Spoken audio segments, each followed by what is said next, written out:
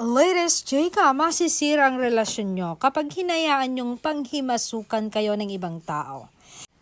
Yan ang inihayag ng aktor na si Donnie Pangilinan nang mapag-usapan ang relasyon nila ng kanyang ka-love team na si Belle.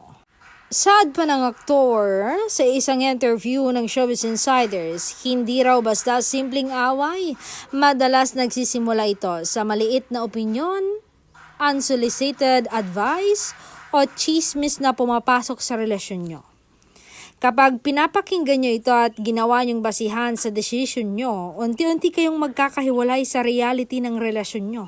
Kaya nga overprotective ako sa relasyon namin ni Belle. Kasi minsan kahit malakas ang love at commitment, hindi ito kayang labanan ang toxic influence ng ibang tao. Yung trust na dapat exclusive sa isa't isa, napapalitan ng duda at insecurity. Protektahan ang relasyon sa pamamagitan ng malinaw na boundaries, open communication at mutual respect. Kasi walang sino man sa labas ang mas mahalaga kaysa sa bond nyo. Huwag hayaan na sirain nila kung anong ginawa nyo sa isa't isa.